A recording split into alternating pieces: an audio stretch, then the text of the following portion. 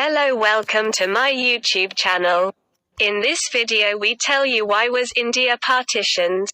Partition, the division of British India into the two separate states of India and Pakistan on August 14 to 15.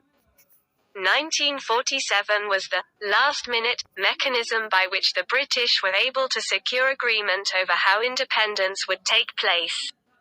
At the time, few people understood what partition would entail or what its results would be, and the migration on the enormous scale that followed took the vast majority of contemporaries by surprise. The main vehicle for nationalist activity was the Indian National Congress, whose best-known leaders included Mahatma Gandhi and Jawaharlal Nehru. Even before the 1940s, it had long argued for a unitary state with a strong center, even though Congress was ostensibly secular in its objectives. Organizations representing minority interests increasingly viewed this idea with suspicion, believing that it would entrench the political dominance of Hindus, who made up about 80% of the population. At around 25% of its population, Muslims were British India's largest religious minority. Under imperial rule, they had grown accustomed to having their minority status protected by a system of reserved legislative seats and separate electorates. The British system of political control hinged on identifying interest groups willing to collaborate, a governing style often described as divide and rule. The prospect of losing this protection as independence drew closer worried more and more Muslims, first in parts of northern India, and then, after World War II. In the influential Muslim-majority provinces of Bengal and Punjab. In 1945-6, the All India Muslim League, led by Muhammad Ali Jinnah, won a majority of Muslim votes in provincial elections. This strengthened the party's claim to speak for a substantial proportion of, but never all, the subcontinent's Muslims. Then came World War II, and suddenly, the political stakes in India were considerably higher. The end of the Raj when Britain took India into the war without consultation in 1939, Congress opposed it. Large nationalist protests ensued, culminating in the 1942 Quit India movement, a mass movement against British rule. For their part in it, Gandhi and Nehru and thousands of Congress workers were imprisoned until 1945. Meanwhile, the British wartime need for local allies gave the Muslim League an opening to offer its cooperation in exchange for future political safeguards. In March 1940, the Muslim League's Pakistan resolution called for the creation of separate states, plural, not singular, to accommodate Indian Muslims, whom it argued were a separate nation. Historians are still divided on whether this rather vague demand was purely a bargaining counter or a firm objective. But while it may have been intended to solve the minority issue, it ended up aggravating it instead. After the war, Attlee's Labour government in London recognised that Britain's devastated economy could not cope with the cost of the overextended empire.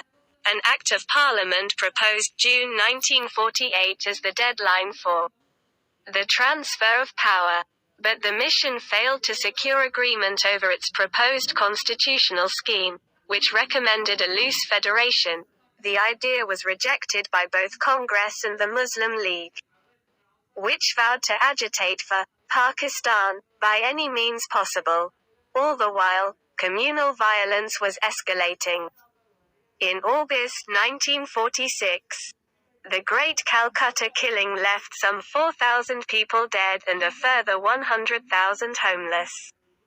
By March 1947, a new viceroy, Lord Louis Mountbatten, arrived in Delhi with a mandate to find a speedy way of bringing the British Raj to an end.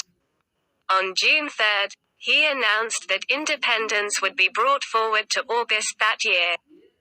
presenting politicians with an ultimatum that gave them little alternative but to agree to the creation of two separate states. Pakistan, its eastern and western wings separated by around 1,700 kilometers of Indian territory, celebrated independence on August 14 that year. India did so the following day. The new borders, which split the key provinces of the Punjab and Bengal in two, were officially approved on August 17. They had been drawn up by a boundary commission, led by British lawyer Cyril Radcliffe, who later admitted that he had relied on out-of-date maps and census materials. Torn apart partition triggered riots, mass casualties, and a colossal wave of migration. Millions of people moved to what they hoped would be safer territory, with Muslims heading towards Pakistan, and Hindus and Sikhs in the direction of India. As many as 14 to 16 meters people may have been eventually displaced, traveling on foot, in bullock carts and by train. Estimates of the death toll post-partition range from 200,000 to 2 million. Many were killed by members of other communities and sometimes their own families, as well as by the contagious diseases which swept through refugee camps. Women were often targeted as symbols of community honor, with up to 100,000 raped or abducted. What can explain this intensely violent reaction? Many of the people concerned were very deeply attached not just to religious identity, but to territory, and Britain was reluctant to use its troops to maintain law and order.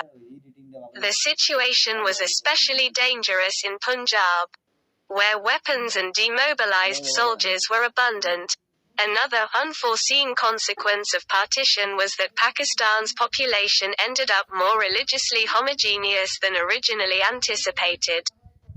The Muslim League's leaders had assumed that Pakistan would contain a sizable non-Muslim population, whose presence would safeguard the position of Muslims remaining in India, but in West Pakistan, non-Muslim minorities comprised only 1.6% of the population by 1951, compared with 22% in East Pakistan, now Bangladesh.